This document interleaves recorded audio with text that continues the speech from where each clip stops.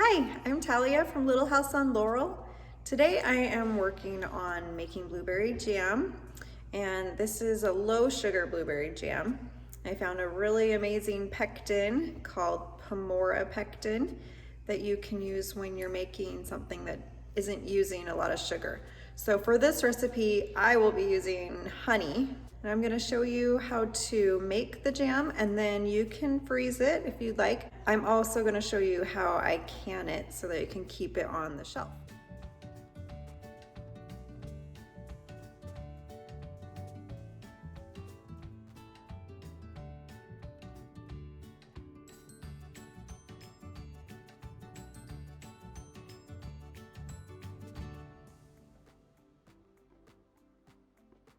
Usually when you have a low sugar jam, you can't can it. It won't stay shelf stable. But with this pectin, which has calcium water, has a special packet full of calcium powder, and you mix that with water, with that and then the pectin, then you're able to can this low sugar blueberry jam and keep it on your shelf for up to a year. So we'll get started now. You want to start by washing your jars that you're going to be using for canning. So I've already washed these jars ahead of time, but now I'm going to put them back into the dishwasher on the sterilized setting just to heat them up, because you want your jars to be hot when you can so that they don't break. So I've already washed the blueberries and picked through to make sure I got rid of any debris or any bad berries. And then you want to measure out 4 cups of blueberries and add those to a medium-sized pot. So the next thing that you need to do is make your calcium water. In your box of Pamora pectin, then you're going to get 2 packets, and one is the pectin, the larger one's the pectin, and the smaller one is the calcium powder. So what you need to do is get a clean jar and lid. You're just gonna take a half a teaspoon of the calcium powder out of the packet, add that with a half a cup of water into the jar, and then you're gonna shake it up really well. 1 box of Pamora's pectin actually makes a couple of batches, so you don't need to use everything right away. So you already have measured out your 4 cups of blueberries into your pan. Now you need to mash them.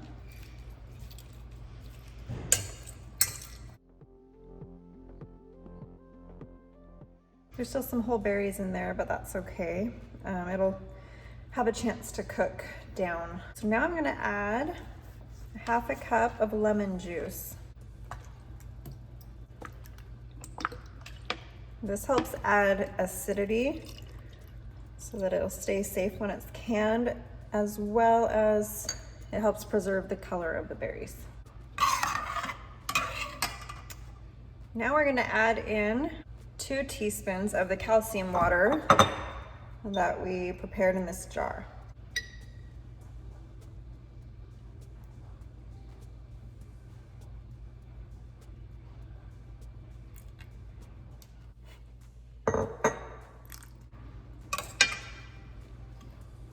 Okay, in a separate bowl, I'm going to measure out the honey. Now you can do a half a cup of honey all the way up to 1 cup of honey. It's just up to your preference.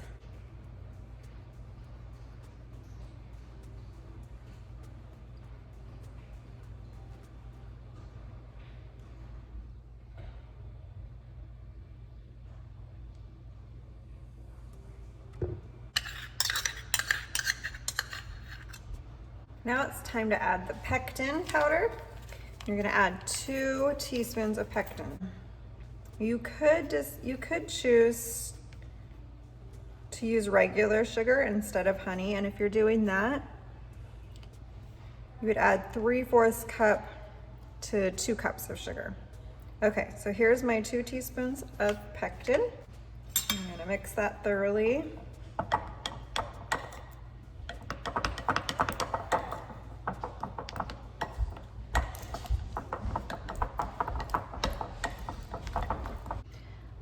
I'm planning on giving some of these jams away as Christmas gifts this year, so I went ahead and put in a full cup of honey just because I know some people aren't used to having something that's low sugar, and since I've never made this before, I'm not quite sure how it tastes with just a half a cup. But if it's too sweet for me and my family, then we'll probably reduce it to half a cup. Before we do anything else, we need to get the water heated up for the canner, because it needs to be basically close to boiling when we put the jars in. And then we also need to heat up the pot that I put the can lids in, because the canning lids also need to be warm before we put them on the jars.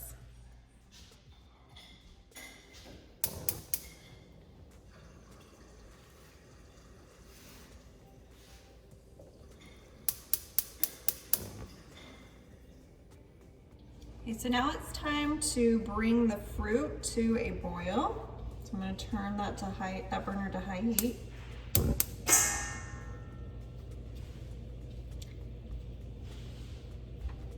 And once it's boiling, we'll add in the honey pectin mixture.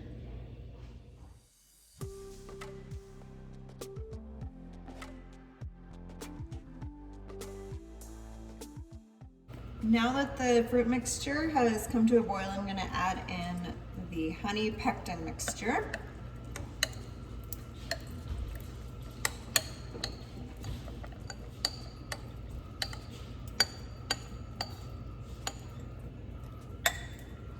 And I'm going to stir it for 1 to 2 minutes so that the pectin's dissolved. And you want it to come back to a full boil.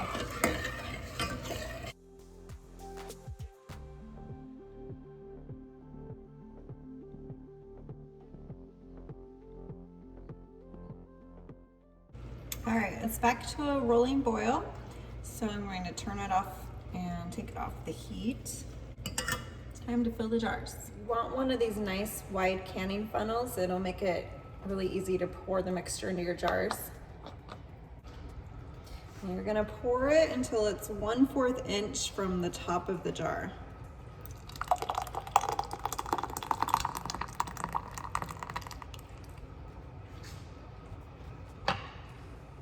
Just a little more.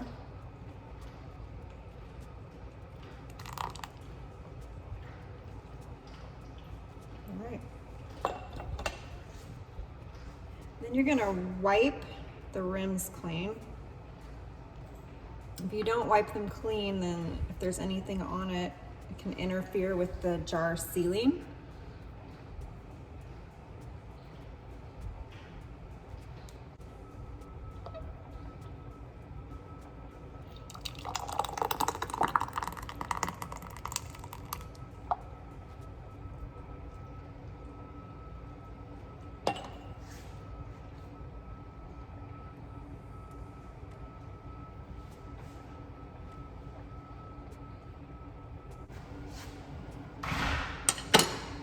These are my sterilized lids. They were just sitting in the hot water.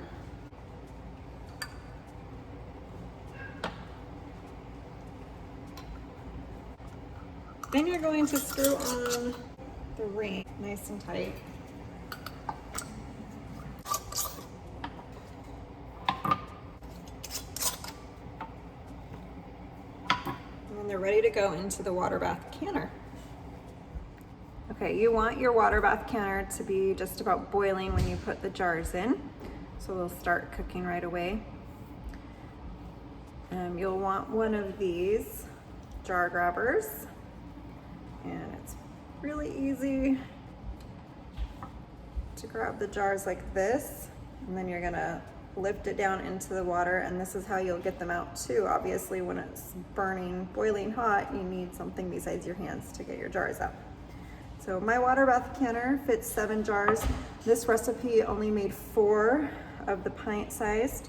So next time I'll probably double it because I'd like to do bigger batches.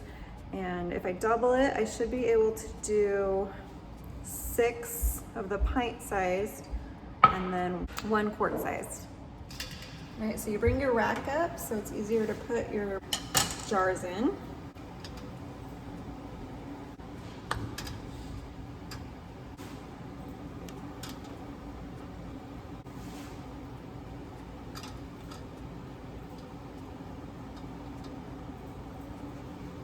If you're not doing a full batch, then you'll want to make sure that you even out the weight in your pot.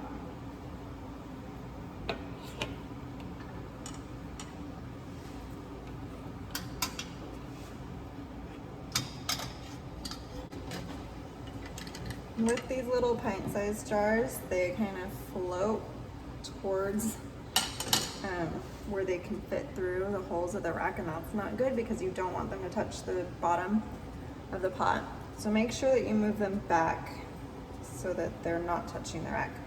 And then you want a couple of inches of water at least to be above the lids, which this is good. For this size, it's pretty easy to get that. I'm gonna put the lid on, and it looks like it's already starting to bubble a little bit. Putting the lid on will help it to start boiling faster. And as soon as it's boiling, I'll start timing it. So for this mixture, it's supposed to can for 10 minutes plus a minute for every 1,000 feet above sea level that you are. All right, it's boiling, so I'm gonna start the timer for 10 minutes. And while this is going, I'm starting another batch of berries so I can get more jam. If this starts steaming really bad, you're gonna want to turn it down a little bit so it doesn't boil over. So try turning it down to medium high. You don't want it to get too low so that it's not cooking properly.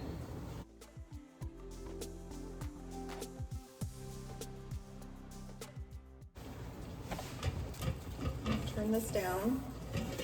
The easiest thing for me to do is just grab the jars right out and then tilt them a little bit to drain the liquid off the lid. And then I'm gonna place them over on a clean towel.